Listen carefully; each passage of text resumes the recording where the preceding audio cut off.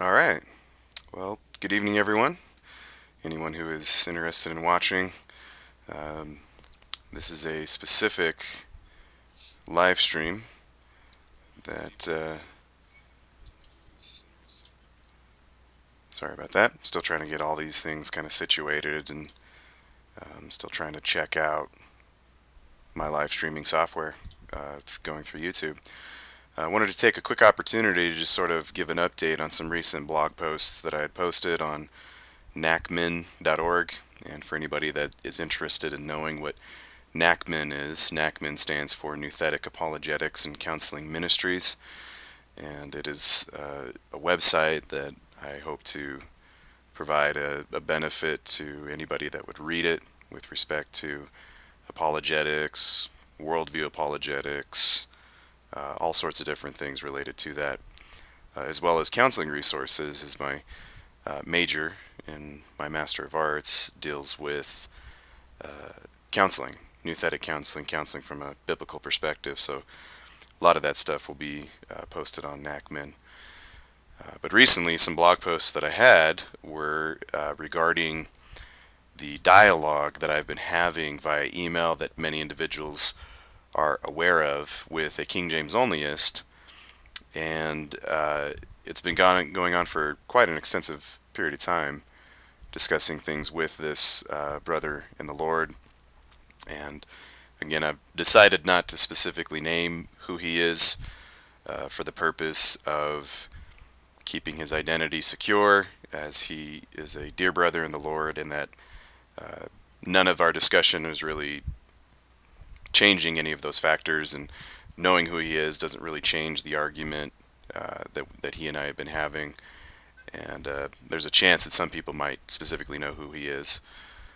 So we've had series of discussions, numerous emails. I think the last count that I had looked at was that there was about over 800 or so email exchanges between the two of us, and they have centered on the subject matter of King James onlyism. He is a brother who comes from the perspective that the King James Version is the Bible that Christians should use, the Bible that anybody who is wanting to have an accurate translation, that's all you need is the King James Version. Now, as a King James onlyist, there are several streams of King James onlyism. I would refer you to Dr. James R. White's book, The King James Only Controversy, and you can find out more about that. Within the movement of King James onlyism, many individuals may not share the exact same beliefs, because it all depends upon whether or not you hold to the King James Version as the inspired, infallible, inerrant Word of God, and that everything else does not matter other than the King James Bible. But then there are other individuals, like this individual, who specifically referred to the Greek text that underlies the Greek New Testament, and the Masoretic text, the Bomberg text, the Hebrew text that underlies the Old Testament, that those are the best representations of the original Word of God, and that the anything outside of whatever the King James Version used to translate is not as accurate, it's not as beneficial as anything related to the King James Version. So with that respect, that's where this individual would predominantly lie, is he uses a New King James Version, uses a King James Version, and he's perfectly fine with the Wycliffe Bible, the Tyndale Bible, the Good New Bishop's Bible, the Cloverdale Bible, some of the other English translations that preceded that, as well as the Geneva Bible, and those kinds of things. So it's a very fascinating conversation that we've had, but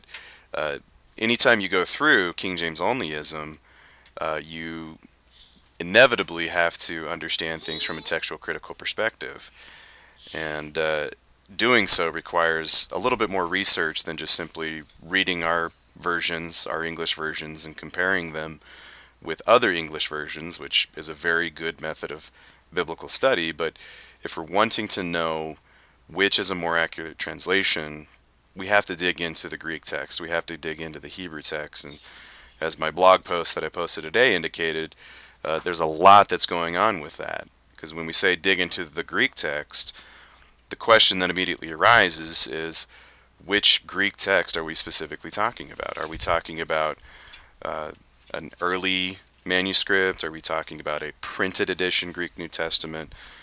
What is it that we're specifically talking about? So as the King James Version, as I indicated in my blog post, Dialoguing with a King James Onlyist, the King James Version has 7 printed edition Greek New Testaments known as the Textus Receptus. Each of those editions would be known as the Textus Receptus. And those are printed edition Greek New Testaments that specifically collated or incorporated readings that were found in about a dozen or so manuscripts that were in existence in the 16th century. And that's the Greek text that underlies the King James Version. So this dear friend of mine is arguing for the supremacy of that, the priority of that.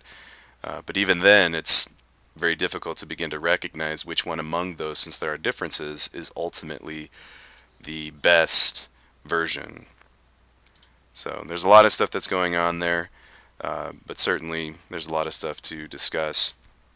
And as this is the introductory video, trying to give a indication if the live stream capabilities that I have are beneficial, are valuable. We can certainly continue to make these kinds of videos, and for those that don't want the painstaking effort of specifically going through blog posts, then this is definitely something that we can do. So just as a brief introduction to the concepts of textual criticism, we don't have the original New Testament. We don't have the original writing that, for example, the Apostle John had when he had penned the Gospel of John, when he had penned 1 John, 2 John, 3 John, or the Apocalypse, Book of Revelation. We don't have those manuscripts, so the process of textual criticism comes into play and specifically looks at the manuscript evidence that we do have, the copies of the original manuscripts, and begins to piece those together, examines them, examines their readings, and begins to figure out what the original text is. And since we don't have the specific original texts, we're dependent upon textual criticism. Now, me and this individual met in my office a few days ago, and we specifically discussed the issues of textual criticism, and I had laid this out to him, and in follow-up emails that he had sent to me, he had specifically referred to me as holding to modern scholars. He's holding to the Bible. He even made statements specifically saying, don't worry if I feel like I failed to convince him, if I feel like I failed to change his mind. Certainly none of that was my intention. He had asked specifically to meet to learn more about New Testament textual criticism, and so that's what I had specifically obliged to do. Had no intention of trying to change his mind, which in my post I believe I indicated that my issue is not to try to sway anybody specifically from the King James Version, but to just simply understand things from a historical and from an accurate perspective. And that's what we did in meeting. And so he came out with this triumphalistic, he's a sola scripturist, he's a Bible-only kind of guy, and he's determining all of his beliefs from the Bible, and that I'm looking at it from the perspective of modern scholarship, which, if you've never done the actual work of textual criticism yourself, like this individual has not done, there is a reality that exists in which you have to depend upon textual critical scholars. You have to depend upon people who have devoted their lives to examining the manuscripts, the 5,700 manuscripts that we have in existence today. You have to rely upon those individuals. And if you're going to make comments about Greek texts, text types, those different kinds of things that belong to that, you can't just sort of make things up as you go. You have to rely upon some kind of a source, some kind of a scholar. And unfortunately for this brother, he's just clueless when it comes to those areas of discussion, and he's unwilling to put forth the effort to actually study New Testament textual criticism. There was a glimmer of hope that at least our meeting would have brought about the idea of utilizing resources utilizing scholars that have engaged in textual criticism. Of course, if you can hear my daughter in the background, she's in my office right now. But you have to utilize sources that have done the study that you have not done, that have done the work that you have not done. And so we're dependent upon them. But if we begin to examine biblical texts and we begin to understand things from a biblical perspective, as well as a textual critical perspective, we find out that there are specifically problems in the King James Version. It doesn't mean that you need to stop using it, doesn't mean that you cannot trust it, it just simply means to be honest about the issues and the errors that exist in the King James Version. And so of course, again, this is just trying to ramble on and on about stuff that I will be discussing via live stream as well as via blog posts. Just a brief introduction of some of the issues that have gone on there for sure between the two of us. And again, 800 emails worth of content that we will be reviewing in some senses, be discussing in some senses, either via blog post or via webcast, via live stream, and hopefully some of that will be beneficial to anybody that's interested in that. And if not, then certainly we will cover other topics as well. But there's a lot of stuff that I've written in emails, and one of the reasons why I want to bring it out in discussion is because I put forth a lot of time and a lot of effort to engage with this brother. I put forth a lot of time to discuss the issues that he took with my position, with my understanding of things, and they're just sort of sitting there on an email server. And so I hope that it would be beneficial to somebody that would like it, that would like to research that information, would like to understand that information.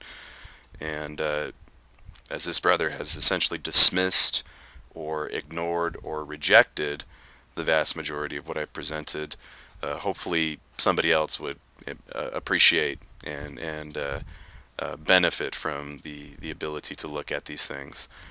So we'll go through biblical passages, we'll go through scriptures, we'll look at Greek texts, different things like that, and we'll find out hopefully some valuable information for people that are even looking for which Bible translation should they be using. And of course, I would recommend the King James Version. I have no intention of bashing the King James Version, but for somebody as a King James onlyist who makes the claim that the King James Version should be used exclusively, or, as this brother has indicated in several emails to me, that you would be disadvantaged, that's the specific terminology that he had said, you would be disadvantaged by using a version that is not the King James Version. If that's the case, then we need to seriously dive into these issues and figure out why it is that we would be disadvantaged.